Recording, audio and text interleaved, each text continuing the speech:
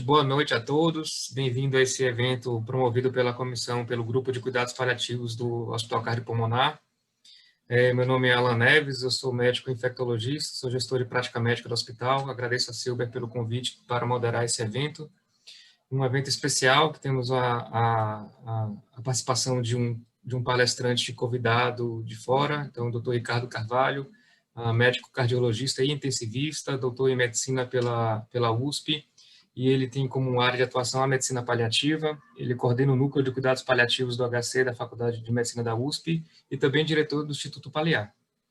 Como debatedores, teremos membros do próprio cardiopulmonar, conhecidos de todos nós, Silber Alves, que é médico intensivista, também tem a medicina paliativa como área de atuação, e atualmente ele coordena os serviços de clínica médica e de cuidados paliativos do Hospital Cardiopulmonar. Ainda dentro do grupo do hospital, do grupo de cuidados paliativos do cardiopulmonar, temos Rafaela Cândida, que é médica geriátrica, faz parte do nosso grupo de cuidados paliativos. E Luiz Ritt, conhecido por todos, médico cardiologista. Luiz Ritt, você tem muitas formações, eu não vou dizer tudo, eu vou falar apenas que você é cardiologista e também é gestor de treinamento, ensino e pesquisa do cardiopulmonar, tá certo?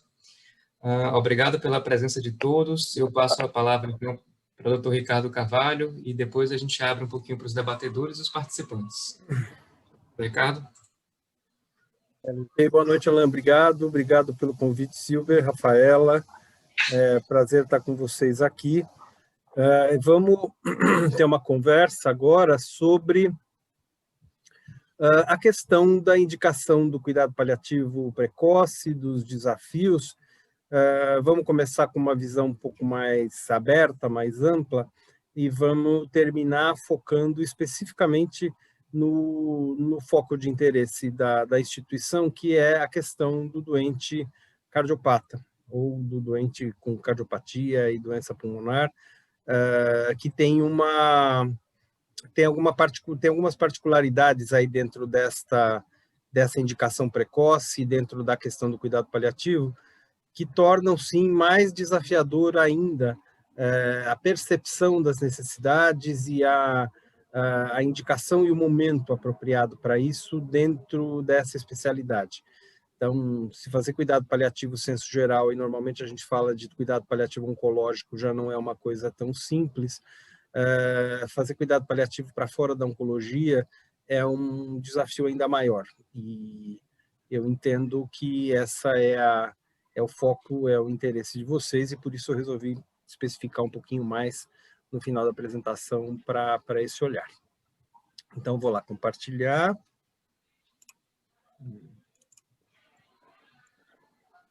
Tá aí? Ok. Ok?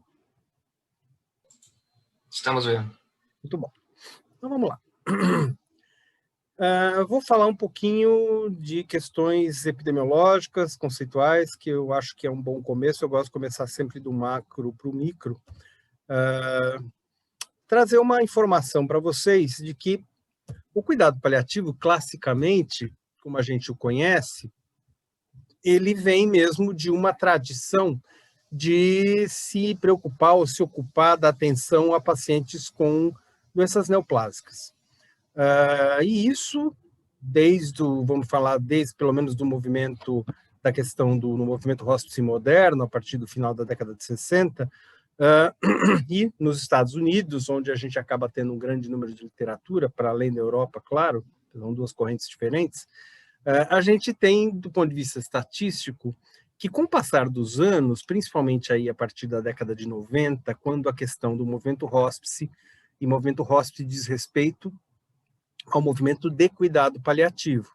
E, para além do conceito de hospice como um movimento, hospice é um local onde você interna pacientes para cuidados mais avançados, frequentemente cuidados relacionados ao fim da vida, que é como o cuidado paliativo começou, na verdade, a ser conhecido.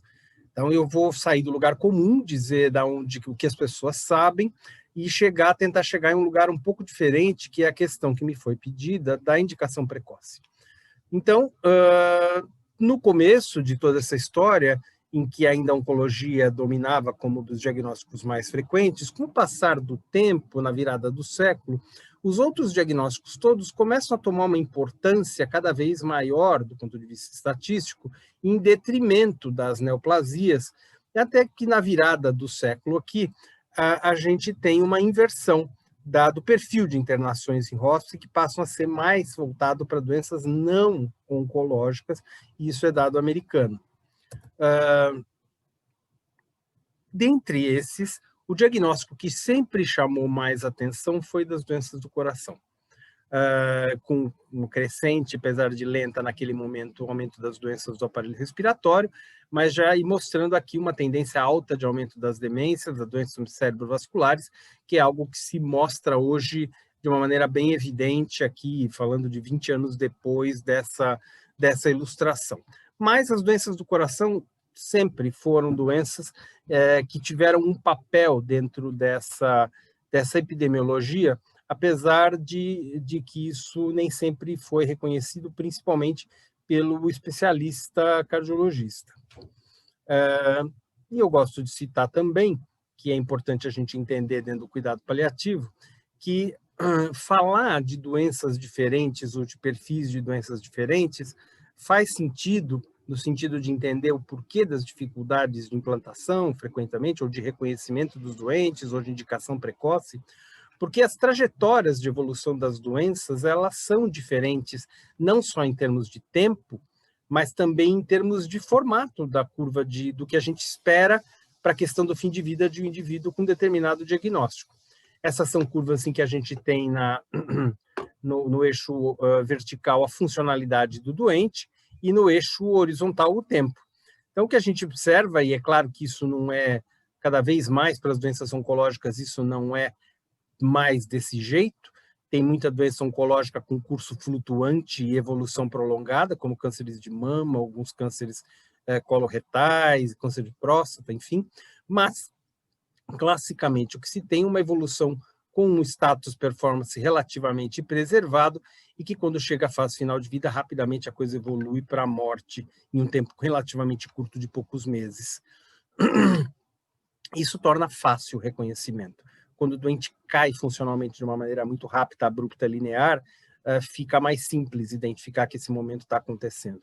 O que é diferente de uma evolução de uma outra doença como uma cardiopneumopatia, em que existem crises, do que a gente chama de crises de necessidade, descompensações clínicas, e que a gente nunca sabe se, na verdade, é a última ou se é mais uma. E esse doente frequentemente recupera, nem sempre atinge, volta para o status funcional que ele tinha antes, tem um pequeno declínio, vai declinando até ter uma outra crise, e isso vai indo nos anos de vida desse doente. E frequentemente isso acontece com o doente já na fila do transplante de órgão, por exemplo, que é uma perspectiva palpável, concreta para este grupo de doenças, mas que não acaba acontecendo para todos e, portanto, esses doentes às vezes têm essa evolução e acabam falecendo de uma maneira com sofrimento agregado grande, apesar de terem uma fila de transplante de órgão que acaba por não se realizar por diversos motivos. E aqui não é o foco da nossa atenção, a degeneração prolongada dos doentes dementados, com Parkinson, etc., que levam até muitos anos nesse processo de evolução final e de terminalidade. A gente vai se concentrar neste espectro da curva do meio, quando a gente fala especificamente da cardiopneumopatia, mas vamos trouxe isso nesse momento para vocês entenderem, mas vamos seguir com alguns aspectos gerais ainda. O primeiro deles é a questão de como que a gente entende cuidado paliativo, no senso comum. Não um hospital como esse, onde existe um serviço e profissionais com capacitação específica, mas onde existem outros profissionais, não só médicos, mas também de outras áreas, que eventualmente não tenham a formação específica. E para essas pessoas, frequentemente o cuidado paliativo é entendido como um momento ou uma indicação que ocorre quando tudo o que eu tenho para propor em termos de terapêutica prolongadora de doença, prolongadora de vida, modificadora de doença, quando tudo isso perde a perspectiva de fato, prolongar e ou curar, que o cuidado paliativo se estabelece como uma indicação. o que a gente sabe, e esse é um modelo da década de 90, esse modelo já está por terra há bastante tempo, quando isso acontece, nessa perspectiva, o doente tem realmente poucos dias de vida. E aí o que a gente consegue fazer como cuidado paliativo está muito aquém daquilo que a gente pode fazer numa perspectiva que foi ampliada, que é considerada diferente e mais moderna do que esta aqui, que muita gente ainda tem como uma perspectiva de modelo, em que reconhece a existência de momentos, a partir do diagnóstico até a morte, de necessidades e principalmente de sofrimento ao longo da trajetória de uma doença. Esse é um gráfico, que é uma figura da Organização Mundial de Saúde de 2016, que mostra a necessidade de cuidado paliativo, por exemplo, é muito alta na questão no momento do diagnóstico. E eu vou explicar para vocês em que medida isto é real. Veja, não sou eu que estou dizendo, é a Organização Mundial de Saúde que está falando que cuidado paliativo pode ser importante no diagnóstico de uma doença, ao longo da evolução dessa doença, nas exacerbações, na cronificação dessa doença, no momento em que a debilidade começa a ficar aumentada, chega à fase de terminalidade e fim da vida. Aqui é o momento onde se reconhece o cuidado paliativo e é o que diz respeito ao esquema anterior que eu mostrei para vocês no gráfico.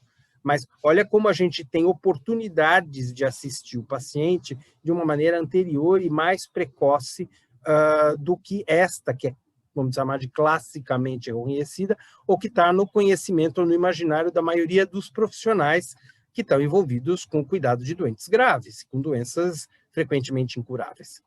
A partir desta perspectiva, na verdade já anterior a ela, mas corroborando essa imagem que eu estou mostrando para vocês, o cuidado paliativo aparece numa perspectiva muito mais ampliada ao longo da trajetória de doença, não só no final, mas já assim a partir do início da evolução de uma doença, sendo que o diagnóstico pode ser feito a qualquer momento dessa evolução. Às vezes a gente tem a oportunidade de fazer o diagnóstico só muito perto do final da fase de evolução da doença, mas frequentemente não, e a gente acompanha esse doente por muitos e muitos anos. Falando especificamente de um cardiopata, por décadas, às vezes, dentro do seu processo de evolução natural.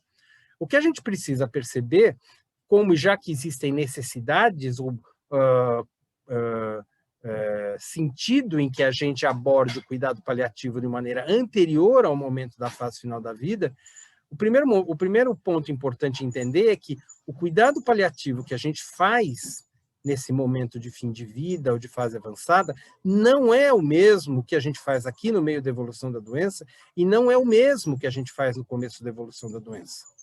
Então, o cuidado paliativo ele tem um espectro de apresentação ou de formas de trabalhar em cima do paciente e da família que são muito diferentes e na dependência da fase de evolução da doença. Então, a gente precisa começar a abrir o olhar de que o cuidado paliativo está para além do final e para outras fases também. E eu vou tentar exemplificar de uma maneira gráfica aqui para vocês. Entendendo que fazer cuidado paliativo é uma boa prática de fazer medicina em qualquer especialidade, porque se a gente considerar como um pano de fundo, ou uma área complementar para a medicina que se trata especificamente do foco na doença, e a gente pensar no indivíduo doente, na sua complexidade, na sua família, nas suas múltiplas necessidades, a gente enxerga o papel dessa prática. Por exemplo, no começo da evolução da doença, perceba que eu faço um corte aqui para que vocês vejam, é claro que existe um monte de tratamento que é modificador da doença e que é importante. É claro que se eu fizer o diagnóstico de uma insuficiência cardíaca aqui, o que é mais importante, sem dúvida nenhuma, é orientar esse doente com relação à sua questão de uma perspectiva de doença prolongada e começar a medicá-lo com o que a ciência traz de conhecimento, com vasodilatador, com beta-bloqueador, com diurético, com digital, enfim, com o que for cabível nesta evolução. Mas é necessário que a gente converse com o doente também sobre a perspectiva de doença prolongada, sobre a perspectiva de controle clínico que pode não ser perene. E é claro que isso não é uma conversa que vem por decreto. Então, olha, eu vou dizer para o senhor que o senhor tem uma doença incurável que só vai piorar a despeito do que eu faça. Não é essa a conversa. A conversa é, teremos uma doença e teremos uma relação médico-paciente que vai ser longa, porque nós vamos acompanhar a sua doença por muito tempo. E a gente vai fazer, nessa perspectiva, o melhor das intervenções clínicas e outras, inclusive comunicação, inclusive estabelecimento de vínculo, inclusive ações na área psicossocial, porque até, como eu mostrei para vocês, ter o diagnóstico de uma doença crônica é algo que impacta na qualidade de vida e na questão do sofrimento e, eventualmente, até na perspectiva de vida de uma pessoa. Principalmente se a gente levar em conta que nós estamos falando, por exemplo, de uma doença cardiovascular, inclusive em que o risco de morte súbita existe. Então, em que perspectiva, em que medida este doente pode e deve ser comunicado, contactado e cuidado dentro de uma perspectiva na fase inicial da doença? Que não tem nada a ver com fim de vida. Ninguém vai falar de morte, ninguém vai falar de fim de vida, porque não é essa a perspectiva. Lembrando que, apesar disso tudo, a gente tem a questão da morte súbita, especificamente nessa doença, e que é um contexto que precisa ser avaliado do ponto de vista de comunicação e do ponto de vista de abordagem do doente de uma maneira muito específica, muito delicada e muito cuidadosa, porque tudo que a gente quer é não promover sofrimento adicional, mas sim aliviar sofrimento e trazer qualidade de vida. Numa fase posterior, o que a gente observa, o que a gente tem dentro de uma perspectiva gráfica aqui, é que o cuidado paliativo toma um tamanho, uma perspectiva que se compara com o tratamento modificador da doença e que a gente conhece bem, que continua sendo medicamentoso, eventualmente com medidas de reabilitação, reabilitação pulmonar, reabilitação cardíaca, tratamentos mais avançados, diferenciados, uso de drogas novas, porque a doença está avançando, tá? Então, dentro dessa perspectiva, o cuidado paliativo pode ajudar no auxílio do controle de sintomas, e uma coisa que o cardiologista frequentemente sabe pouco é a importância do uso de medicação opioide para esses doentes, como uma estratégia para controle de sintoma respiratório, notadamente a dispneia, que acaba sendo uma coisa que começa a incomodar a despeito do tratamento otimizado que o profissional faz para com esse doente. Lidar com essas medicações ainda é uma expertise que está mais ligada a um profissional que faça cuidado paliativo. Mas o que eu quero dizer é que isso não deve ser assim. Isso ainda é assim. Mas do ponto de vista do que se conhece à luz do conhecimento, todo o cuidado paliativo do qual eu estou falando até agora pode e deve ser feito por qualquer profissional, desde que tenha uma formação mínima adequada para isso. E eu estou falando de cardiologistas, de pneumologistas, de intensivistas, de oncologistas, de geriatras, enfim, que vão cuidar do seu doente muito bem, unindo dois elementos, um que a gente aprendeu classicamente na faculdade, aqui representado pelo vermelho, e um outro elemento que traz, que agrega um monte de conhecimento diferente e que pode ajudar muito essas pessoas dentro dessa perspectiva de evolução e desse cuidado que se complementa aqui na perspectiva da OMS. Então, cuidar desta forma é função do bom médico e do bom profissional de saúde. E isso vai desde o começo da evolução até o momento lá para frente, que a gente chama de terminalidade. Em que, veja, a gente tem um número bastante reduzido de intervenções que possam mudar a fase e os sintomas e a qualidade de vida. Este é o momento, por exemplo, em que eu faço indicação de um transplante de órgão. E essa é a perspectiva em que a gente acaba se calcando, vamos falar aqui de terapêutica modificadora de doença, o vermelhinho aqui, no caso do cardiopata, do pneumopata, do transplante de órgão, mas olha a quantidade de intervenções e recursos que a gente pode e deve proporcionar para esse doente, no sentido de melhorar a qualidade de vida dele, independente dele ter uma indicação de transplante ou não.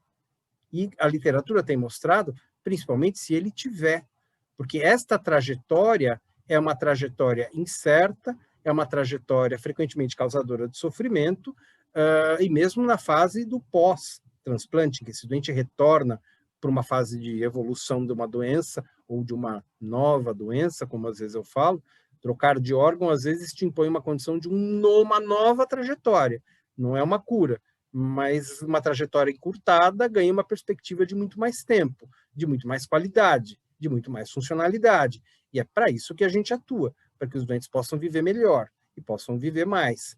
O que a gente precisa entender é que, para além da estratégia clínica técnica que a gente aprende na faculdade, enfim, na formação de residência, existe uma intervenção ou várias intervenções do ponto de vista paliativo que agregam qualidade a essa assistência. E que pode e que deve ser aprendida por todo mundo. Mas que neste momento em que isso ainda não existe, acaba sendo prerrogativa de uma equipe de cuidado paliativo. Então, o cardiologista pode precisar da ajuda de uma equipe de cuidado paliativo para começar a prescrever opioide para uma ICC, classe funcional 3, bastante sintomática. Por que não? Até porque a literatura mostra que isso tem evidência e isso é benéfico. Só porque o cardiologista não está acostumado a lidar com opioide. Porque o dia que isso estiver na formação dele, ele não vai mais precisar de alguém que faça cuidado paliativo. E o cuidado paliativo vai se prestar para cuidar dos doentes que estão aqui na fase de terminalidade. Todo que está para trás, o bom profissional de qualquer área vai poder fazer e deverá poder fazer se ele for instruído para isso, quando isso acontecer. E hoje o paliativista ajuda. Mas para cá é uma coisa de cuidado paliativo especializado, para qual estes profissionais estão sendo formados. Porque a complexidade dos problemas, não só físicos, mas a questão do sofrimento sociofamiliar, psíquico, e das questões de complexidade do controle de sintoma físico também, aumentam muito e tornam este controle muito desafiador para o profissional especialista de uma outra área, porque é a complexidade da terminalidade / fim de vida. E a gente fala em cuidado hóspice ou cuidado de fim de vida para aquele doente que já está no que a gente chama de processo ativo de morte. E aí é frequentemente a indicação dos últimos dias, tardia, e que vai ser muito mais substanciada e vai ter muito mais sentido e muito mais eficácia se a gente reconhece o doente anteriormente e não indica o cuidado paliativo só aqui, como frequentemente ainda acontece. Bom, mas isso não é uma questão que a gente enfrenta aqui no Brasil. O nível de desenvolvimento do cuidado paliativo no mundo, ele é variável e a gente tem ainda um enorme desafio para fazer com que essa prática chegue nas pessoas. E eu vou trazer aqui para vocês alguns números que mostram quanto que isso é necessário, desejável e importante. Essa é uma publicação de 2014 da Organização Mundial de Saúde, falando sobre as necessidades de cuidados paliativos em fases avançadas de doença. E esse gráfico ele é bem importante porque é a primeira vez em que as doenças cardiovasculares aparecem de uma maneira isolada e na frente das doenças oncológicas como necessidade de cuidado paliativo. Isso numa amostra de praticamente 20 milhões de pacientes que foram, de alguma forma, avaliados e estudados. E isso não chega a surpreender se a gente pensar, do ponto de vista epidemiológico, a importância que a doença cardiovascular tem dentro da epidemiologia e da causa mortes no Brasil e em outros países do mundo também. Numa segunda edição deste mesmo Atlas, agora que saiu em outubro, mês passado, retrasado, a gente tem alguns dados interessantes que eu vou corroborar para dar uma ideia da situação. Fala que as necessidades de cuidado paliativo elas são bastante elevadas na população adulta, com mais de 50 anos, estou falando aqui 2/3 dos casos, o que para a gente é uma população com a qual o cardiologista frequentemente acaba lidando, é uma população idosa, uma população em fase adulta avançada, apesar sem esquecer que as crianças também com cardiopatia, pneumopatia e outros diagnósticos também precisam de cuidado paliativo, numa perspectiva menor em termos de incidência, mas não desprezível, que os diagnósticos que precisam de cuidado paliativo de doenças não comunicáveis, como as cardiopneumopatias, falências de órgão e câncer, predominam, então nenhuma novidade com relação ao que a gente vinha falando até agora, e dentro desse espectro, esse mesmo Atlas traz para o Brasil, esses não são dados do Atlas, são dados epidemiológicos que eu coletei, Dentro da população que a gente tem no Brasil e a taxa de mortalidade bruta, se estima que a gente tenha cerca de 1.250.000 óbitos no Brasil, mais ou menos algumas centenas de milhares por conta de doença cardiovascular e doença respiratória, tá? Para a gente entender o tamanho do universo que a gente está falando. Estamos falando aqui em praticamente pouco mais de 1/3 aqui dos casos, tá? E esse dado eu trago para mostrar para vocês, porque as pessoas se defendem dizendo que isso não precisa, ou necessariamente talvez não precise de cuidado paliativo, porque esses doentes podem ser transplantados. Esses doentes têm a possibilidade de receber um órgão novo, e eles podem viver bem e podem viver melhor, e eles, portanto, não precisam de cuidado paliativo. Eu já disse para vocês que mesmo esse paciente que tem indicação de transplante é um doente que precisa de cuidado paliativo, por conta da complexidade dos múltiplos sofrimentos, mas eu trago aqui alguns dados, esses dados são do primeiro semestre de 2017, só para mostrar em termos grosseiros para os senhores o quanto a gente tem de potencial doador. Aqui é Brasil, vou só apontar o estado de São Paulo, só como exemplo, mas a Bahia está aqui, ó, tá? Entre o número de potencial doador, vamos pensar aqui em termos de grandeza, e o quanto efetivamente recebe-se de órgão, existe uma perda grande no meio desse caminho. Ou seja, se já não tem órgão para todo mundo, mesmo os órgãos que a gente tem em potencial acabam, por diversos motivos, não conseguindo chegar nos receptores, porque os doadores que efetivamente conseguem fazê-lo já são uma parcela diminuída desta população de doador potencial. Esses dados aqui trazem um pouco da demanda, tá? E aqui, se eu falar em cardiopulmonar, estou falando de uma demanda de algumas poucas centenas de doentes, aqui 450 doentes mais ou menos, nesse período,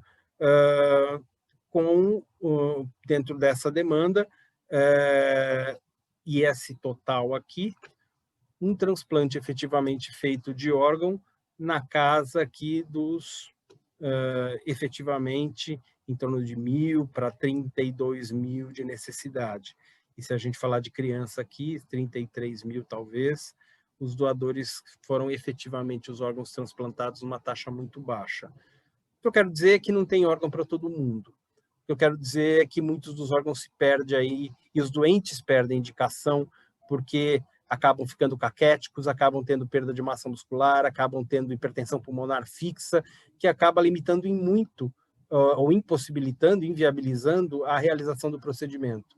E esses indivíduos evoluem de uma forma inexorável para fim de vida, sem que se possa ter uma outra alternativa terapêutica de resgate que possa melhorar a qualidade de vida.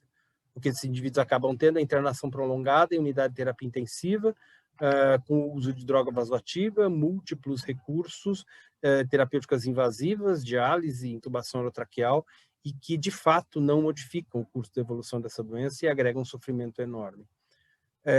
Isso não precisa ser assim, porque existe o conhecimento de cuidado paliativo, porque existe uma legislação no Brasil que já nos possibilita, frente ao reconhecimento de uma doença sem perspectiva de cura e terminal, que a gente não precise, e também, mais do que não precise, não deva implementar procedimentos sustentadores de vida e fúteis para esses doentes, mas sim o que eles realmente precisam, que é cuidado paliativo.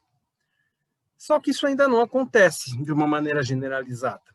E é por isso que a gente está ranqueado com um ranking ruim, aqui 2010 à esquerda e 2015 à direita, como uma das piores assistências que se presta ao final da vida no mundo. Infelizmente, isso ainda é uma realidade.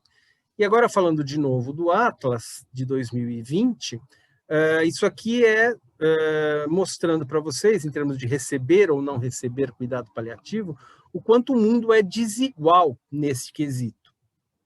E olhando aqui em termos de taxas, o Brasil, com esse tom de arroxeado aqui, corresponde a uma taxa mais ou menos de entre 140 a 560 pacientes por milhão que receberiam cuidado paliativo. Tá? Eu, arbitrariamente aqui, entre 140 e 560, peguei um número de 400. Tá?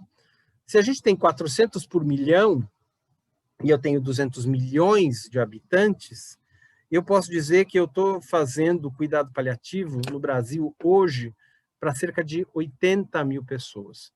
O que, se eu fizer uma porcentagem da população, está 0,04%, para uma média mundial de 14%.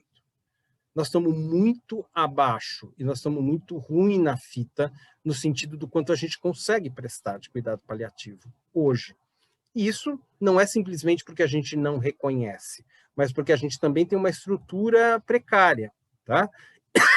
E isso nos classifica em níveis de desenvolvimento de cuidado paliativo, nesse tonzinho de verde azulado aqui, mais ou menos na terceira categoria entre 6, em que se fala que existe uma provisão generalizada de cuidado paliativo.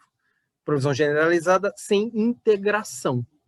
Então, são serviços que acontecem, que existem no Brasil, em torno de 170, mas que se integram mal e que não dão conta de atender a população toda, até porque falta uma política de saúde voltada para cuidado paliativo no Brasil. E isso é uma grande dificuldade em fazer chegar esse cuidado nos doentes.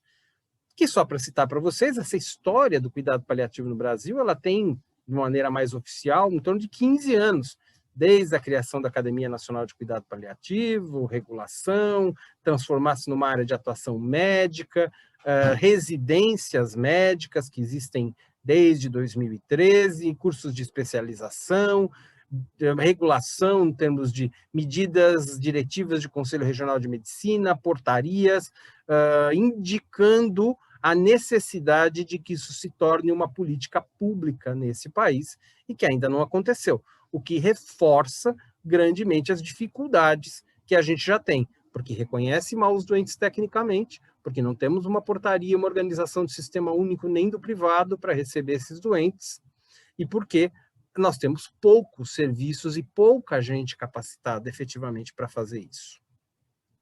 Então, essas são as barreiras que fazem com que a gente consiga atingir tão poucas pessoas. E quando eu falo de poucas pessoas, eu estou falando de pessoas em todos os diagnósticos. E como disse para vocês no começo, para o câncer isso é mais comum. Se eu for pegar por diagnóstico, eu não tenho essa informação, mas eu duvido que a porcentagem de cardiopneumopata ainda seja a tal 0,04%. Eu tenho certeza que é muito menos do que isso. Que frente à necessidade, como sendo uma das principais necessidades em termos de diagnósticos, com indicação, torna o problema mais crítico ainda. Aqui um pequeno gráfico de como que o serviço se distribui no Brasil, muitos serviços na região sudeste, muitos aqui na região litorânea das capitais, e o grande interior do Brasil praticamente um grande deserto em termos de cuidado paliativo. E essa é a história que a gente está construindo, e essa é mais uma das dificuldades para fazer esse cuidado chegar. Então, já dei um preâmbulo grande do ponto de vista geral, focando na questão dos doentes cardiopatas, mas os doentes cardiopneumopatas precisam, sim, de cuidado paliativo, porque mesmo que eles tenham uma trajetória que possa levar a um transplante de órgão e faça com que esse indivíduo retorne a uma condição de funcionalidade mais apropriada, que vai permitir qualidade de vida, muitos não conseguirão e evoluirão desta forma oscilante entre melhoras e pioras para um processo inexorável de morte, para o qual a gente precisa dar a melhor qualidade possível. E é isso que é a expertise do cuidado paliativo especializado, mas que não se restringe a isso, mas que sim, faz isso. Mas quanto antes a gente indicar, mais a equipe do cuidado paliativo especializado vai ter condição de promover benefício. E esse é um gráfico que mostra o quanto nessa trajetória o sofrimento dessas pessoas está para além do físico aqui na curva em vermelho, mas o quanto que o sofrimento social, psíquico, espiritual acompanha essa trajetória e o quanto que a equipe de saúde, vamos chamar de convencional, despreza esse tipo de evolução ou não a aborda de uma maneira integrada e multiprofissional, de fato, como uma equipe de cuidado paliativo faz. E quando eu falo multiprofissional, eu não falo de um médico e uma enfermeira, e um psicólogo, e um fisioterapeuta. Eu falo de todo mundo junto, fazendo um trabalho só, e não trabalhos separados um ao lado do outro. Isso faz toda a diferença para esses doentes, para essas famílias e para a forma como a condução do fim de vida desses doentes acontece. Voltando aqui, por uma questão de metodologia, o Atlas de 2016, em vez de 38,4% de doença cardiovascular, dá, com dados de 2017, 3%, se vocês forem olhar. E eu trago isso por uma questão de honestidade. Lá, o cara fala do Atlas de 2016 e mostra a curva de 2014, sendo que a do Atlas de 20, com dados de 2017, é muito diferente. Mas eu insisto em dizer, se vocês forem olhar essas publicações que estão na internet, isso é um problema metodológico. A questão do último Atlas foi coletado com uma população mais ou menos parecida com essa, mas uma população predominantemente africana, em que outros problemas como a AIDS e doenças infecciosas, malária, despontam como necessidades de cuidado paliativo. Claro, lá são, mas se a gente pegar do ponto de vista mundial, em termos de expectativa, não é esse o panorama. E aqui eu trago alguns dados aqui agora bem Brasil e bem da minha prática, é o quanto esta questão do cuidado paliativo, e eu estou nessa história já faz mais de 10 anos, eu diria que faz 15 anos que eu, como cardiologista, estou me dedicando a fazer e a fazer essa quase pregação aqui de cuidado paliativo. Comecei no INCOR há 15 anos atrás, hoje estou no Hospital das Clínicas, a gente montou um serviço específico lá e que atende o INCOR. E veja, de 2010 para cá, o número de chamados de paciente do Instituto do Coração para doenças cardiopulmonares por ano. Isso significou, isso acontece não porque os doentes mudaram de perfil, mas porque as equipes estão mais acostumadas. Houve uma educação continuada para que os profissionais pudessem perceber as necessidades de cuidado paliativo dos pacientes, que têm um perfil muito parecido do que tinha em 2010 para o que tinha em 2019, 2020. É uma questão de percepção do profissional. E quem são esses doentes? Esse é um levantamento de um colega, Daniel Deissante, que é um colega cardiologista, que é quem está mais à frente no operacional, na questão de construir esse grupo e esse cuidado dentro do INCOR. Fez um levantamento aqui dos pacientes de pronto-socorro que chegavam com ICC descompensada perfil C, no período aqui de 2014 e 2015, 113 pacientes, muitos com insuficiência cardíaca já classe funcional 3, 4, muitos que se internaram em unidade de terapia intensiva, com uma mediana de dias de internação de 14 dias, o que teve um índice de risco relativo para a mortalidade muito aumentado. Esses pacientes que internam, é uma trajetória, é um pouco, é uma profecia autorrealizável. Esses doentes são muito graves, esses internam em UTI e internam que morrem. É uma trajetória que já é sabida, e a gente não consegue intervir de uma maneira apropriada para que ela não aconteça, porque ela pode ser diferente. Até porque, desta forma como aconteceu, a gente teve um resultado, na minha visão, pobre. Dos 113 doentes, apenas 13 foram transplantados. Tá? Dos 13 transplantados, 2 morreram na própria internação. Poucos pacientes tiveram alta e vários tiveram reinternação. E eu chamo a atenção para vocês para a curva de mortalidade, de sobrevida desses doentes, desses 113 doentes. Um percentual muito grande deles, 40% deles, morreu nos primeiros 60 dias depois da avaliação inicial. Eram doentes que estavam em fase de terminalidade, em fase muito próxima de processo de fim de vida, que não foram percebidos como doentes que precisavam de cuidado paliativo, que foram internados em unidade de terapia intensiva, que receberam tratamentos de suporte avançado, que ficaram longe da sua família, que morreram em uma perspectiva muito alta, cheio de procedimentos invasivos, tá? E apenas 3 desses pacientes receberam acompanhamento da equipe de cuidado paliativo. 3 em 113, pacientes desta gravidade. Dos pacientes que morreram, várias intervenções no último dia ou nos últimos dias de vida. intervenções que foram fúteis e intervenções que agregaram sofrimento desnecessário ou que poderia ter sido evitado de alguma forma se esses doentes tivessem recebido, em sua maioria, a orientação e o acompanhamento conjunto que fosse de uma equipe de cuidado paliativo. Aqui é um dado internacional, já não tão novo, mas mostrando que existe um problema adicional aí, além do reconhecimento pelo médico e a ação de um médico paliativista. Pacientes com DPOC e ICC recebem uma intervenção multiprofissional em uma proporção relativamente pequena, tirando o fisioterapeuta que consegue atuar um pouco mais nesses doentes com ICC e DPOC, mas intervenções nutricionais, de terapia ocupacional, psicologia, serviço social, que às vezes frequentemente nós ignoramos. Não somos só nós que ignoramos, o mundo também ignora. Agora, apesar das necessidades múltiplas que esses doentes têm, eles têm muito pouco acesso ao trabalho de uma equipe multiprofissional, que trabalhe de uma maneira integrada de verdade, e não como atores isolados que vão fazer um cuidado isolado do serviço social, da fisioterapia, do médico, da enfermeira, mas como grupo de cuidado paliativo, que é o que de fato beneficia essas pessoas. Isso tem perspectiva de mudar. Está mudando.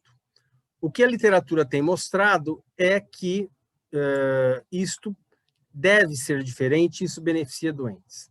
Existe um estudo que chama PAU-HF, é um estudo randomizado de cuidado paliativo e insuficiência cardíaca, um trial randomizado, controlado, em que foram...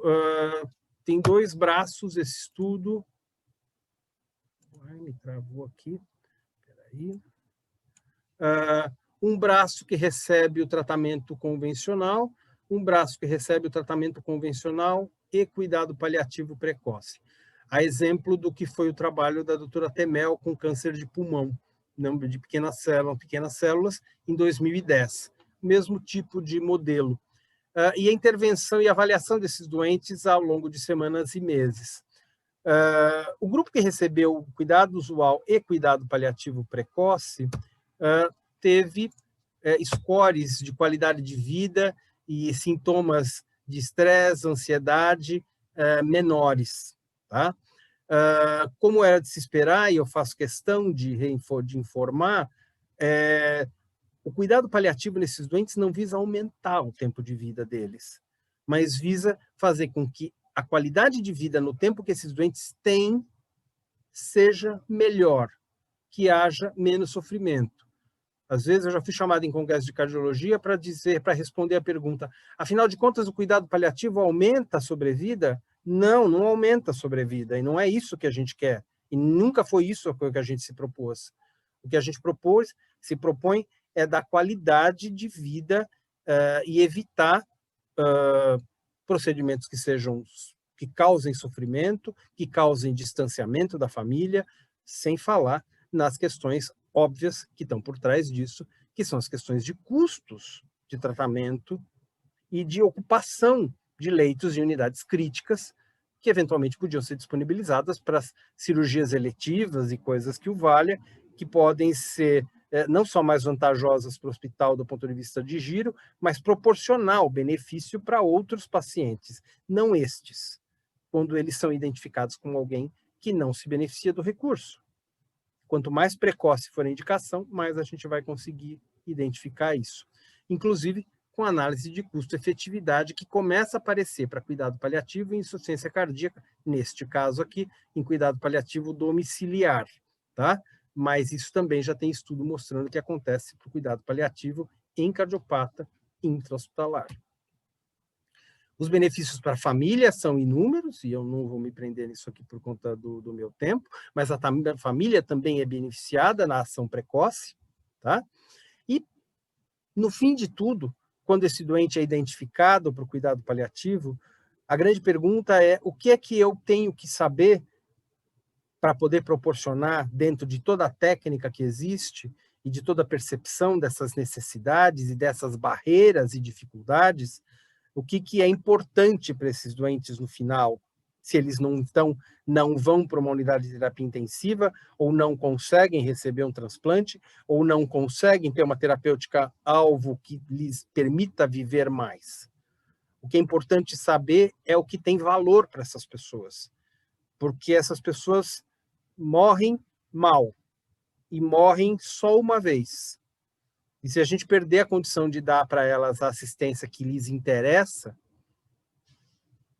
uma assistência que não é bondosa e caridosa, é uma assistência que, para ser bondosa e caridosa e poder permitir que cachorro entre, ou que se tome sorvete, ou que se faça casamentos, ou que se coma bolos e se comemore, é necessário que tenha uma prescrição médica muito clara e muito especificamente pensada por profissionais, cardiologistas ou não, desde que esses cardiologistas sejam capacitados para pensar numa prescrição de fim de vida que permita que esse cardiopata coma bolo e tome cerveja, ou se case, ou receba cachorro. Porque não dá para fazer nada dessas coisas legais sem que a gente tenha um cuidado médico técnico e uma equipe multiprofissional afinada para dar condição real, realística, para que esses doentes possam receber e ter efetivamente um fim de vida que tenha sentido, significado e valor para eles. Porque se estamos no final e não temos uma perspectiva de uma terapêutica alvo e a gente precisa proporcionar qualidade, isso é proporcionar qualidade. Fazer com que 2 dias antes da morte seja possível uma fotografia desta. Esse é um cardiopata que saiu da UTI, que a gente ajustou a prescrição, que a gente tirou a sonda nasointeral, que a gente teve tempo de atuar, 2 semanas, pré-dialítico, e que eu não colhi mais ureia creatinina para saber o quanto estava a ureia creatinina, porque entre preservar um rim e preservar um pulmão, porque eu não ia entubar, é melhor deixar ele sequinho. Morrer de uremia é melhor do que morrer de congestão pulmonar, de edema agudo de pulmão. Morrer de uremia permite, até que isso seja possível, e eu posso controlar isso também com remédio, que eu consiga interagir com a minha família. Ninguém que esteja morrendo de falta de ar consegue ter uma interação e tirar uma foto dessa com a família. E esse, frequentemente, é o valor que importa para essas pessoas. Se a gente se perguntar o que é que importaria se fôssemos nós, talvez uma foto dessa com as nossas 2 filhas no final da nossa vida fosse o que de fato fosse importante, e não ficar na UTI ou numa perspectiva irreal de ter um transplante que não vai sair nunca. Porque eu estou caquético, porque eu tenho 80 anos de idade, porque eu já tenho hipertensão pulmonar, etc, etc, etc. Obrigado. Excelente, doutor Ricardo. Muito obrigado pela apresentação. Achei muito interessante. O Ricardo apresentando para a gente, então, sobre a indicação e os desafios da indicação precoce do cuidado paliativo. Achei muito interessante para quem não é da área, como eu, sobre essa apresentação gráfica, né, sobre a indicação cada vez mais precoce, nas exacerbações, até nos diagnósticos, e de uma maneira muito clara, né, de uma representação gráfica, tendo espaço para cada uma das etapas e uma forma diferente de abordagem para cada uma das etapas. Né. Achei muito interessante, assim como os dados também são bem espantosos no mundo e no Brasil. No Brasil, o espaço que existe ainda para aumentar o acesso ao cuidado paliativo, achei bastante interessante. E, por fim, também gostaria de comentar os estudos demonstrando melhores desfechos, né? E aí a gente sempre, quando pensa em desfecho, a gente está pensando em reduzir mortalidade, e não é isso que a gente está procurando, né? No caso, bem interessante. E também a custo-efetividade. Agradeço mais uma vez pela excelente apresentação. E agora eu gostaria de abrir para os nossos debatedores. E, Silber, eu acho que você, como nosso líder da Comissão de Cuidados Paliativos do Cardiopulmonar, você tem as honras da casa, por favor. Obrigado, Alan. Professor Ricardo, uma satisfação estar ouvindo o senhor. A gente nunca cansa de aprender. E com o senhor trazendo de uma forma tão legal, assim, com gráficos de forma criativa e dados bem robustos aí, que deixam a gente impressionados, né? Para quem tem um pouco mais de intimidade com o tema, a gente só ganha força e estímulo para continuar trabalhando, né, numa área tão difícil, né? Que não é sofrida só para os pacientes, para a gente também é sofrido, né? E para quem não entende muito bem por que a gente escolhe fazer cuidado paliativo, a gente escolhe porque a gente não suporta ver alguém sofrer na nossa frente. É por isso que a gente trabalha. e as famílias têm um benefício incomensurável, né? Às vezes são até mais beneficiados do que o próprio paciente, com acompanhamento de uma equipe multiprofissional afinada, integrada, como o professor Ricardo trouxe.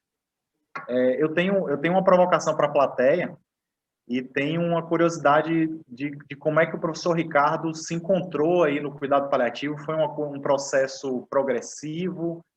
Ou foi uma ficha que caiu, uma chave que mudou de repente, alguma experiência pessoal? O que foi que fez o senhor, lá pelos idos do início, aí, 2000, 2005, descobrir que o cuidado paliativo era uma área possível para se trabalhar, que o senhor tinha um trabalho de educação para desenvolver nesse país, né? Eu sei que o senhor é um dos grandes responsáveis por isso, e eu sou um aluno que sou muito agradecido. Então, a primeira coisa é essa pergunta mesmo: como é que o cuidado paliativo chegou para o senhor? E para a plateia, pensando um pouco, eu quero que, principalmente enfermeiros, médicos aqui presentes, possam me responder. E aí, com honestidade, eu sempre peço para os pacientes e famílias serem honestos comigo, e eu faço o compromisso que também serei honesto com eles, independente do que aconteça. Então, aqui, qual é a sua dificuldade hoje de conversar com o seu paciente e indicar que ele comece um cuidado paliativo precoce, em paralelo à sua doença neurológica, à sua doença oncológica, cardiológica, pneumológica e nefrológica, e dentre outras, né? Doenças ameaçadoras da vida. Qual é a sua dificuldade? Você já se perguntou? É porque o paciente é lúcido? É porque aí você infere ou prediz que a família tem preconceito e ela não vai dar espaço para você, né? O que é que te impede de convidar a família para um cuidado que vai somar, né? Porque o cuidado paliativo soma, né? Se alguém aqui ainda tem dúvida e acha que o cuidado paliativo diminui cuidado, pelo contrário, posso garantir para vocês que dá muito mais trabalho, viu? Intubar é muito fácil para quem é intensivista aqui, tem alguns intensivistas aqui na sala. Intubar é muito fácil, passar um catéter de hemodiálise é muito fácil. Então, dizer sim é muito fácil, o dizer não é que é bem difícil.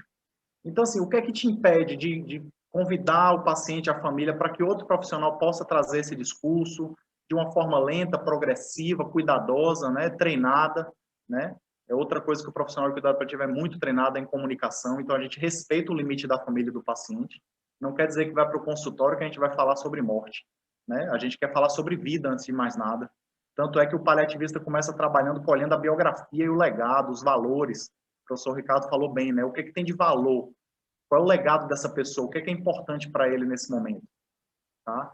Então, professor Ricardo, por favor, conta um pouco aí como é que o senhor entrou no cuidado paliativo e depois a plateia aí, se alguém puder participar. E eu tenho colegas aqui que eu combinei de trazer a experiência de como é indicar cuidado paliativo precoce, né?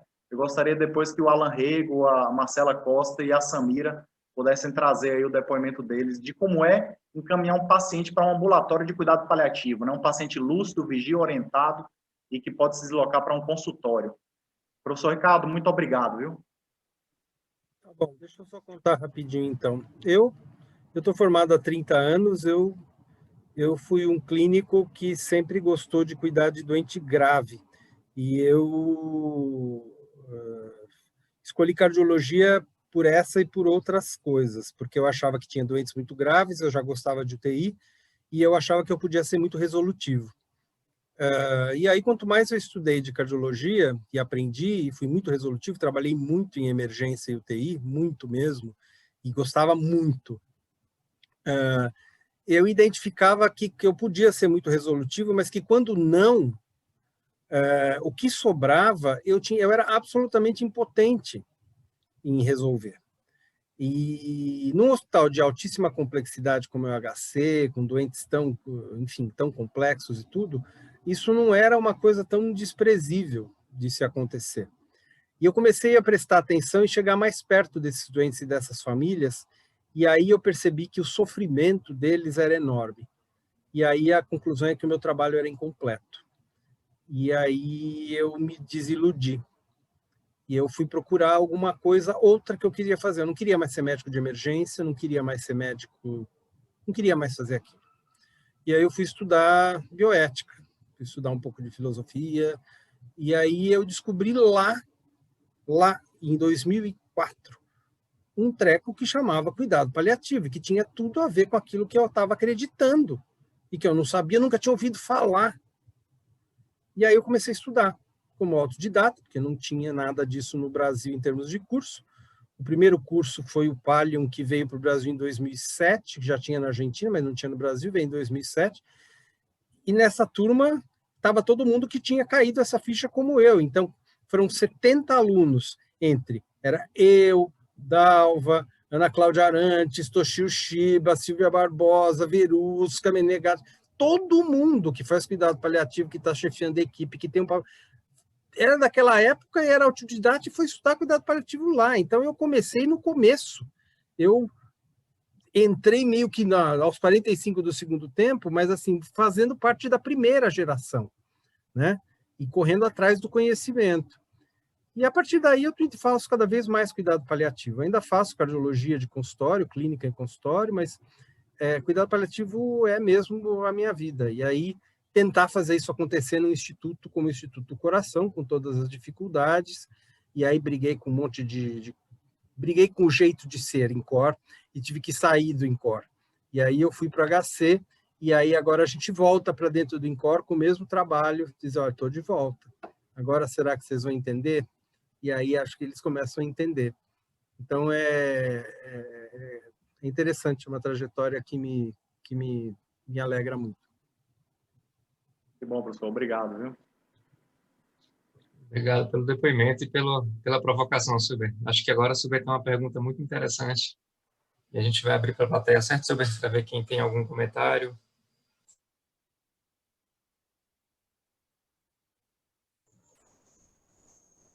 Esse silêncio a gente esperava, certo, Silber? Não, Silber me convidou, boa noite para todos. Posso falar? Eu tenho um plano B. Marcelo, eu te apresento. Aos que não conhecem, Marcela é médica neurologista do grupo de neurologia do cardiopulmonar e tem como a área de atuação neuromuscular. Certo, Marcela? Isso. Obrigada, professor Ricardo. Adorei a sua apresentação. Na verdade, a gente tem um ambulatório, né? E a gente faz neuromuscular lá na cardiopulmonar e a gente faz um ambulatório em conjunto, eu e Silber, quer dizer, eu e Silber não, Silber faz um ambulatório de cuidados paliativos e eu faço um ambulatório de neuromuscular, e a gente tem tido uma experiência muito bacana, assim, desde o ano passado, de indicar precocemente, quase que no mesmo momento do diagnóstico da esclerose lateral amiotrófica, a intervenção da equipe de Silber, né?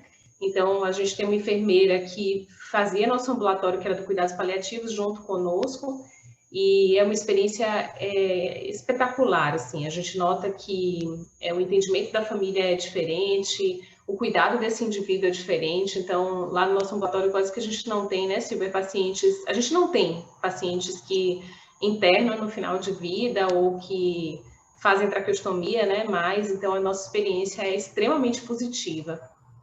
E respondendo à pergunta de Silvia, a minha dificuldade ainda de indicação é com criança, com doença neuromuscular. Eu tenho muita dificuldade de indicar. Eu não sei, professor Ricardo, o que o senhor acha? Assim, é uma dificuldade grande, talvez seja de todo mundo, mas essa é uma dificuldade que eu tenho ainda de indicar, sobretudo para pacientes com atrofia muscular espinhal, outras doenças que a gente vê lá no ambulatório. Esses eu ainda tenho muita dificuldade pessoal em indicar. Então, eu não consigo explicar por quê, mas eu tenho muita dificuldade em indicá-los.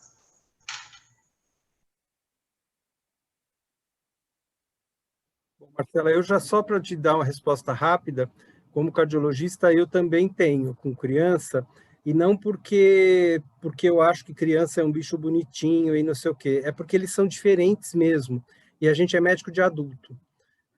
Então, é uma coisa que a gente não domina. E eu já me arrisquei no terreno de fazer relações sobre prognóstico de criança, cardiopata, não sei o quê, e assim, me estrepei, me levaram a criança andando para eu ver na UTI, aquela que eu tinha dito que não devia ter sido feita a intervenção e não sei o quê. O cara da UTI cirúrgica fez questão de me levar a criança andando alguns meses depois para me conhecer. E eu não esqueço disso nunca mais, e criança é um indivíduo diferente. Então, eu acho que precisa ter formação específica. Se você não é pediatra, eu apoio que você peça ajuda para indicar para a criança, porque é difícil mesmo. Vou para o Silber. Hit. Alan? Rit, palavra aberta para você, Rit, um dos nossos debatedores, médico cardiologista. Eu Pois quero não, Rit? também agradecer ao tema e ao Ricardo pela apresentação. Eu acho que muito feliz e puxar mesmo para o lado da insuficiência cardíaca, né? Eu acho que é um ponto, Ricardo. A gente tem um programa de insuficiência cardíaca que está bem maduro no hospital. E recentemente estava conversando com o Silvio e com a Rafaela que, da mesma forma que na literatura mundial, internacional e todos os consensos, hoje a gente tem que estar falando muito mais realmente no tema de estar podendo abraçar esse paciente como um todo, do que o que se falava muito do passado, que era o que eu quero transplantar. O órgão não tem para todo mundo, mas a evolução desses pacientes hoje, com qualidade de vida, e a gente preparar eles, isso sim. E o que eu acho que eu queria ouvir sua opinião, como é que tem sido isso na formação hoje do médico residente aí no INCOR? O cuidado paliativo, eu percebo que se alguém tem uma vocação maior, um residente, um interesse, ele vai atrás e vai. Eu, pessoalmente, com a prática, tive que me inteirar um pouco mais hoje com a equipe de avaliação do hospital, com o Silvio e tudo, isso está no nosso dia a dia muito mais, mas não é uma prática do residente, isso tem que estar lá atrás. Eu acho que o cuidar paliativo, ele tem que estar na prática de todo especialista. Como é que tem sido isso na residência aí no INCOR da cardiologia? Já está enraizado no dia a dia? Não.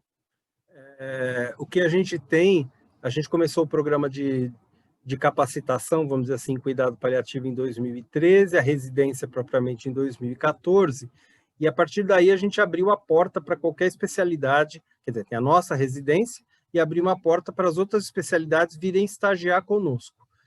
Muita gente já veio, a clínica médica, a neuro já veio, a medicina de família, a anestesia de vez em quando aparece mas com programas regulares, moléstias infecciosas, fisiatria, neuro, clínica médica, medicina de família, quem mais? Até a gente da psiquiatria tem estágios voluntários, enfim, a gente roda em torno de 120 residentes por ano pelo cuidado paliativo, tá? 120 residentes externos, fora os nossos 12, então são 130. Mas cardiologia hoje... cardiologista, é muito poucos os que mostram interesse, tá? Um cardiologista que mostrou interesse, mas com outro foco, que vocês conhecem bem aí de Salvador, é o Lucas Andrade. Me lembro de Lucas moleque, a gente falando, trocando ideia sobre cuidado paliativo, ele tinha uma veia e um foco de gestão que é diferente, mas assim, fora ele, Daniel, que trabalha comigo hoje, tá? Daniel é um jovem, já deve ter mais de 10 anos de formado.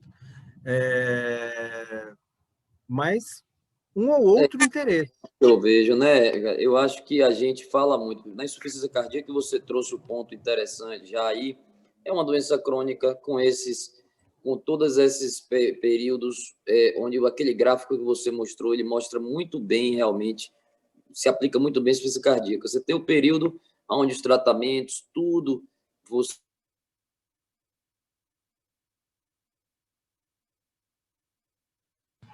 Rit, eu acho que sua conexão ficou ruim. Prognóstico, qualidade. Voltei. Talvez a gente tenha que se preparar para esse momento cada vez antes, alinhar as expectativas. Só que uma coisa que eu acho que só vai ser realidade quando isso estiver no currículo da formação do cardiologista e de todas as outras especialidades, como a oncologia já tem. A graduação, né? Tem que começar com a graduação. Desde a graduação. Hoje na Escola Baiana a gente tem, né? Silber é um dos professores lá da paliação, e os alunos passam, isso é muito legal. Só que quando você vira residente, é quando você começa a criar uma maturidade clínica, e se isso não está na residência como uma coisa do dia a dia, a gente vai criar um hiato. Né? Vai criar um hiato porque isso tem que estar na prática, aí eu dizendo como cardiologista, cardiológica do indivíduo. Essa conversa tem que começar no consultório. Hoje é difícil, eu acho, o colega encaminhar para o paliativistas precoce, porque, na verdade, ele tem dificuldade dele começar a conversa precocemente. E se ele não começar a conversa, ele não vai encaminhar. ele vai encaminhar lá adiante, quando realmente o paciente estiver no leito de morte, né? Ou o paciente morre sem nem ter tido essa conversa antes, junto com a família, esse luto vai ser mais complicado. Eu acho que isso aí é algo que tem que estar mesmo como curricular para o residente, de todas as especialidades, mas na cardiologia, e a gente falando em insuficiência cardíaca, principalmente. Luiz, apesar disso, a cardiologia não se reconhece ainda oficialmente frente à Associação Médica Brasileira como uma área que seja considerada pré-requisito para obter título de área de atuação, por exemplo, como a AMI já fez, como a Neuro já fez, como, enfim, a Onco, etc. Com tudo isso, com todo esse tipo de informação, a Sociedade de Cardiologia ainda não enxergou. Você disse de ter uma área de atuação de medicina paliativa dentro da cardiologia, é isso? Isso também é um caminho que para o tema acontecer, tem que existir, né? Eu vejo hoje, por exemplo, a Sociedade de Cardiologia tem um grupo de estudos em espiritualidade na medicina, mas a gente não tem um grupo de estudos em paliação. A gente tem na SOCESP, na Sociedade de São Paulo, eu faço parte do grupo de estudo de cuidado paliativo em cardiologia, na SOCESP. A gente tem começado a publicar nas revistas, fazer reunião, fazer evento. Foi uma iniciativa que tem aí um ano e meio, mais ou menos. Mas já é um movimento. A SOCESP conseguiu enxergar. Que deveria levar para a nacional, né? Perfeito. É uma bandeira que tem que se levar. Perfeito. Desculpa, Silber, eu vou, então, passar a palavra para a Rafaela e depois, ter um tempinho, a gente puxa para a experiência de mais dos nossos médicos. Rafaela, a conversa sendo dominada aí por cardiologistas intensivistas e o geriatra, o que você achou, o que você tem para acrescentar, seu depoimento? Peço agradecido a brilhante aula do Dr. Ricardo. Eu que fui residente dele lá na USP, pude acompanhar o trabalho desenvolvido diariamente com toda a equipe lá do INCOD, equipe de transplante, que é uma dificuldade imensa, e conseguirmos esse número cada vez mais alto realmente é uma vitória. O geriatra, ele fica esperando o paciente chegar, né, no consultório para trabalhar junto com as outras especialidades. Lembrando que, até o que o Dr. Luiz Rich acabou de falar, né, a dificuldade de um especialista estar falando desde o início do diagnóstico, isso é muito real. E a notícia, a má notícia, ela é difícil para quem ouve e difícil também para quem dá. E poder contar com a ajuda de outros colegas, seja da área de cuidados paliativos, seja da área de geriatria, para acompanhar esse idoso no processo, é de fundamental importância. Na aula do Dr. Ricardo, em poucos os momentos que ele falou a palavra não, porque cuidado paliativo é falar sim, sim para aquilo que é importante, para aquilo que faz sentido e para aquilo que é tecnicamente reconhecido como o melhor para o nosso paciente. A ciência vai junto com a história de vida, e não é só a bondade e a caridade, como muitos acham que o cuidado paliativo é só isso. Não, tem toda uma ciência por trás, todo um benefício comprovado, e se está levando vida, não é falar de morte, é falar de uma vida bem vivida, né? Então, para os colegas que têm dificuldade em estar falando a má notícia, nos acione a qualquer momento. Não, no fim de vida, tudo é mais difícil de se controlar, né? O paliativista vai estar lá, mas no início também ele pode estar lá, de acordo até com a aula do Dr. Ricardo. Ou seja, é muito melhor que você tenha uma equipe integrada, não só o médico, como toda a equipe interdisciplinar, junto daquele paciente que nós sabemos o diagnóstico e sabemos a curva da doença, sendo transparente e mostrando que ele está sendo bem cuidado, do que criar o quê? Boas notícias falsas, notícias que vão gerar frustração. Olha, quando você ganhar peso, quando você reabilitar, nós vamos fazer isso, e não, o nosso paciente ele não vai conseguir reabilitar, né?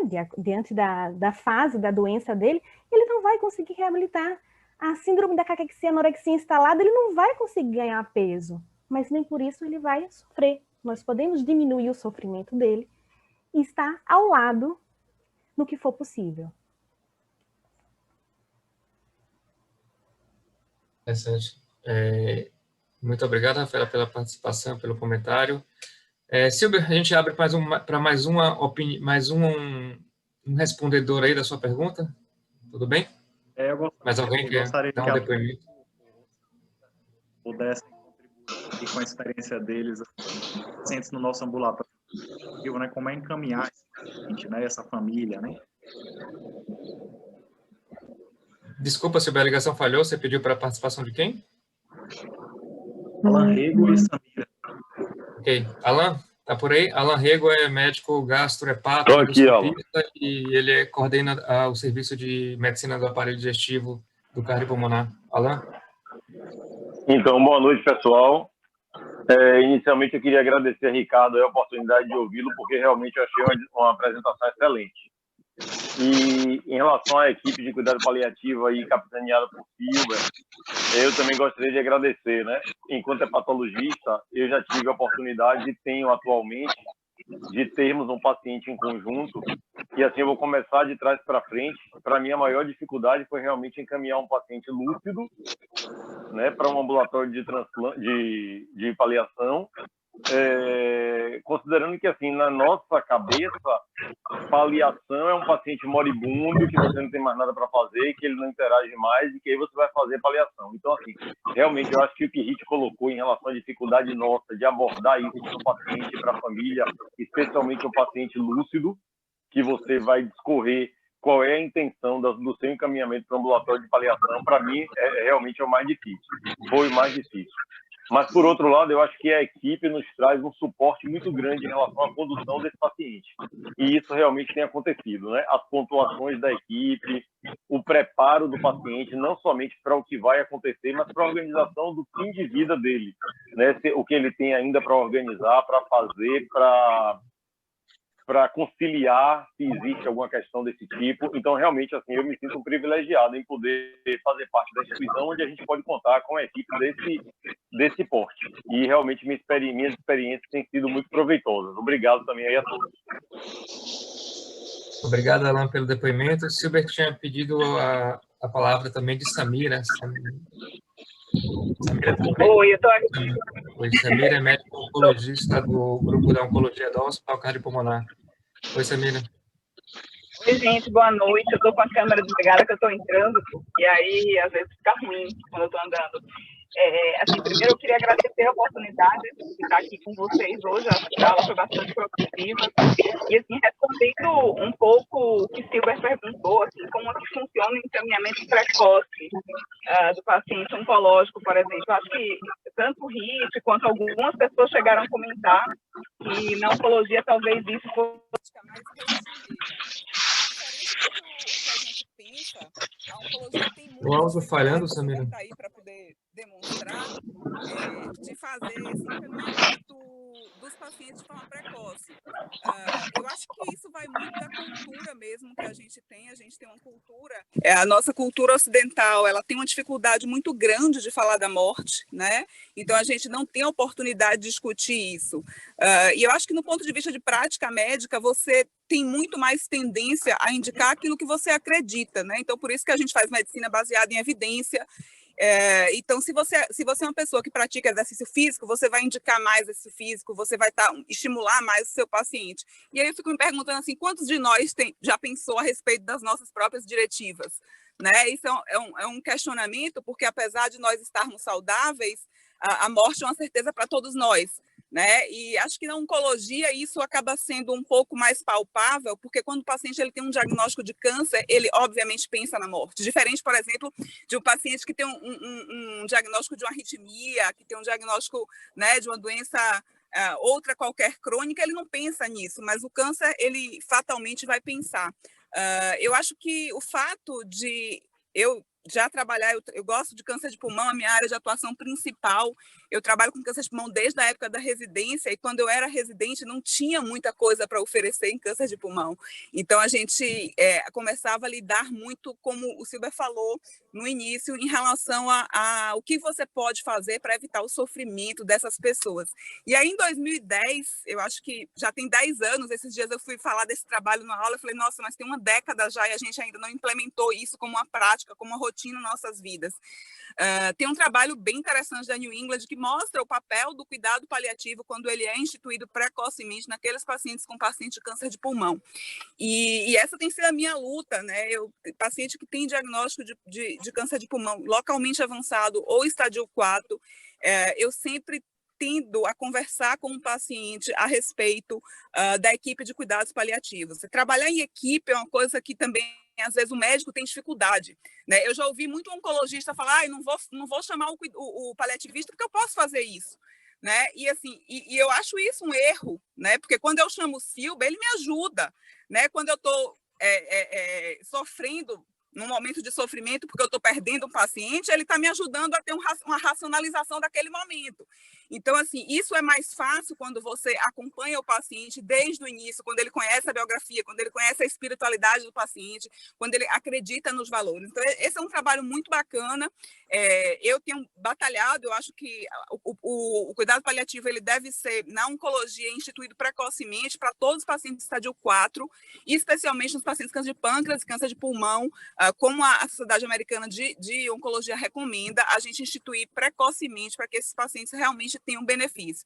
Minha maior dificuldade de encaminhamento, com certeza, é aquele paciente mais jovem. Na verdade, não é nem de encaminhamento, é de trabalhar esse processo da morte, né?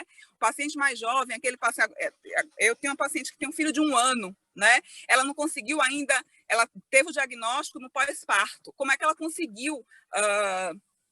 ela não conseguiu ainda nem lidar com 1 ano da criança, como é que eu vou encaminhar ela para a equipe de cuidados paliativos, entende? Então, isso é muito difícil, mas é óbvio que isso é um exercício que a gente, como médico, faz ao longo da vida, né? A gente vai aprendendo, vai batalhando. Às vezes eu falo, Silber, eu não estou conseguindo lidar com isso aqui, controla isso aqui, ó, a família está me pegando nesse ponto, né? Então, a gente trabalha também em equipe, tem a nutricionista, a psicóloga. Às vezes, quando eu estou com alguma dificuldade, por exemplo, eu tenho um paciente agora, nesse momento, que eu nem falei com você ainda, Silber, mas assim, ele está com dificuldade de ir para o cuidados paliativo. Então, eu já conversei com a psicóloga, ó, o paciente está com dificuldade de assimilar o processo em que ele está.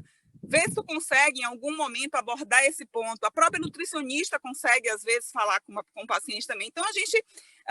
eu acho que a figura do médico onipotente, onipresente, que existia no passado, a gente precisa tirar isso da escola de medicina, né? Isso não existe, a gente precisa de ajuda, precisa de equipe, todo mundo tem um papel ali, e o oncologista, o paliativista e toda a equipe multiprofissional anda de mão dadas, né? Então, acho que isso é a beleza maior do cuidado paliativo, quando ele é instituído precocemente. Obrigada. Obrigado, Samira. Excelente seu depoimento, muito interessante. Eu gostei muito do depoimento dos três, achei muito interessante, cada um com suas dores, né? E Marcela falando do pediátrico, Alan Rego do paciente lúcido, Samira falando de todo o paciente oncológico, a necessidade dessa abordagem multidisciplinar, achei bem interessante.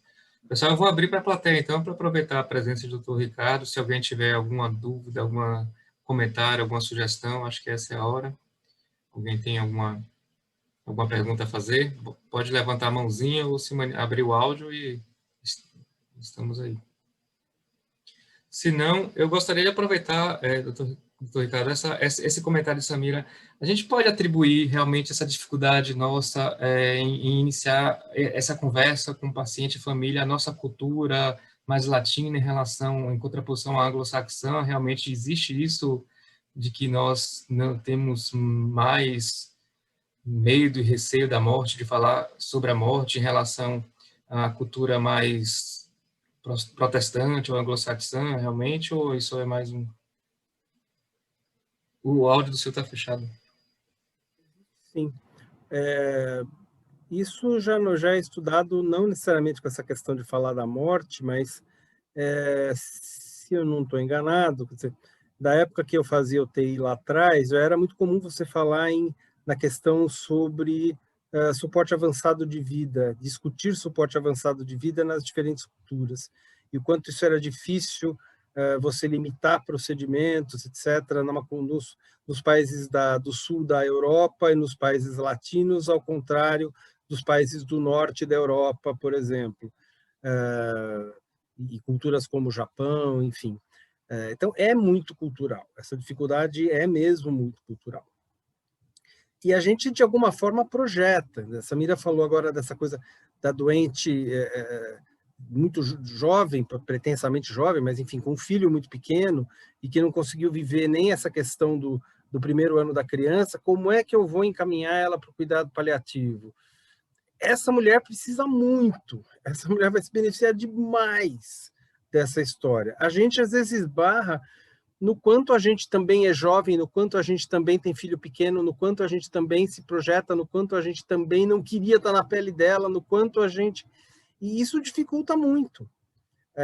Mas, assim, a convicção de que é uma prática que agrega, porque é multiprofissional, etc., etc., etc., etc., tudo que nós estamos falando aqui há quase 2 horas, é o que tem que impulsionar a gente, como profissional que somos, para mandar.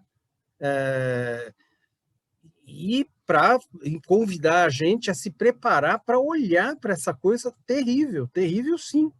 Uma mulher jovem com uma vida dessa, com toda a vida pela frente, que você está pensando em mandar para o cuidado paliativo, provavelmente porque ela tem uma doença avançada, provavelmente porque você sabe que você já não vai ter condição de promover a cura dela, infelizmente, mas que tem sofrimentos.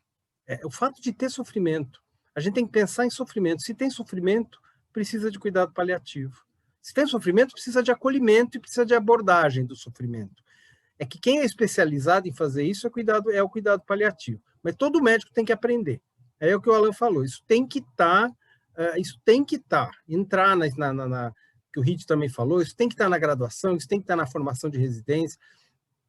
Cuidar de sofrimento é nossa praia, senão a gente vai fazer engenharia, vai fazer administração. Não tem jeito. Então, querer negar isso que é nosso é negar aquilo para qual a gente está vocacionado e escolheu. Então, vamos agarrar com firmeza o que a gente acredita. A gente trabalha para isso.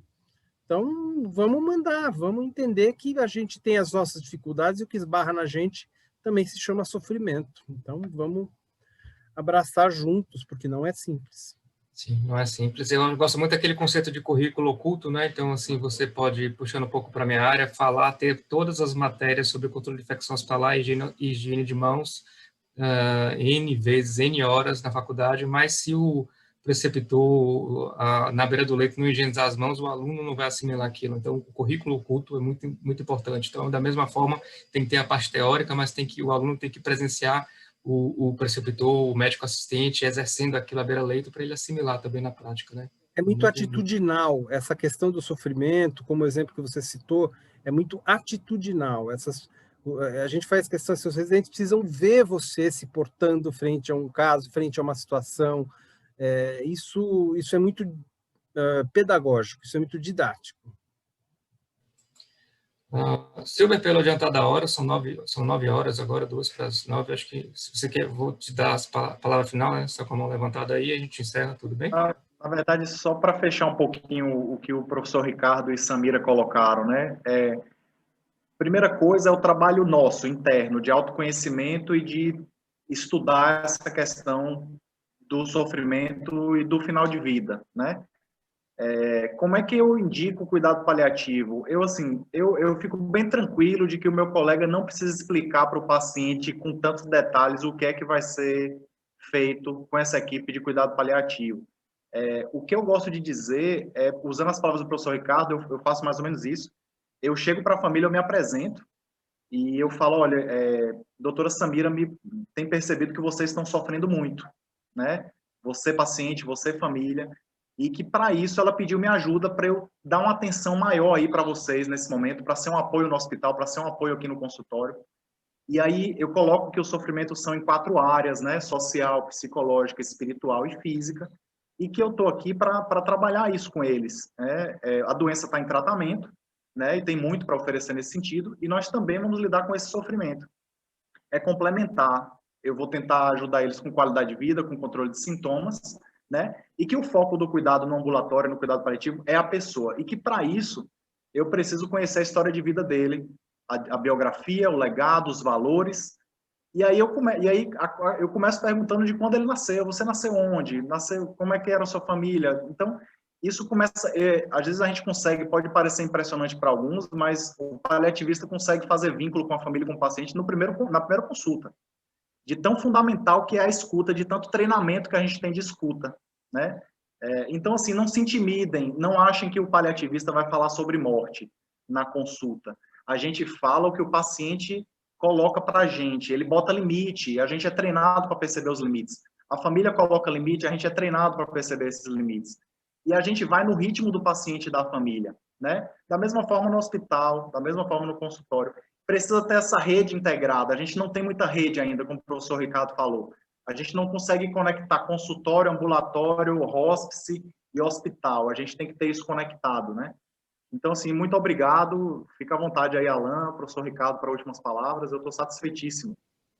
Obrigado, Samir, Alan, Marcela Costa, aí meu combinadinho aí, deu tudo certo. Obrigado. Obrigado pela presença de todos, foi muito proveitoso, mais de 60 participantes, acho que foi um fórum muito bom. Agradeço a presença dos debatedores, Rafaela, Luiz Ritt, Silber, e em especial o Dr. Ricardo, pela presença, pela palestra, pelo conhecimento, por compartilhar esse conhecimento com a gente. Dr. Ricardo, muito obrigado. Boa noite a todos. Se o senhor quiser falar mais alguma coisa, as últimas palavras. Vou agradecer, obrigado. Eu me coloco à disposição, a gente pode receber pessoas de fora para visita, para estágio, visita técnica, conversa, tirar dúvida.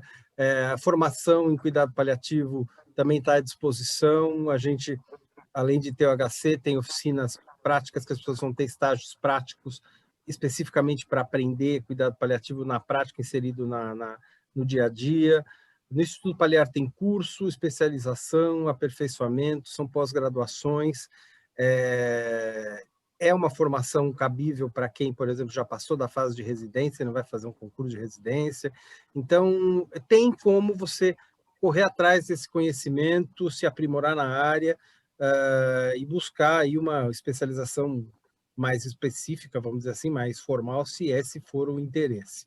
Então, eu convido vocês a nos visitar no HC, a visitar o site do Paliar, paliar.com.br, e estamos à disposição para discutir, para o que for necessário, trocar experiência, até discutir casos, viu, Silvio? Eu ando com a vontade de fazer uma coisa dessa assim no Brasil, serviços discutindo casos específicos, sabe?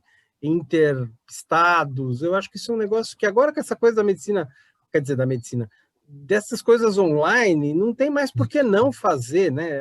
Já era uma vontade, agora acho que não tem mais barreira. Então vamos pensar numa coisa dessa. Com certeza, professor. Obrigadão. Obrigado, então, mais uma vez, Ricardo. Boa noite a todos, pessoal. Até a próxima. Tchau, tchau. Tá bem.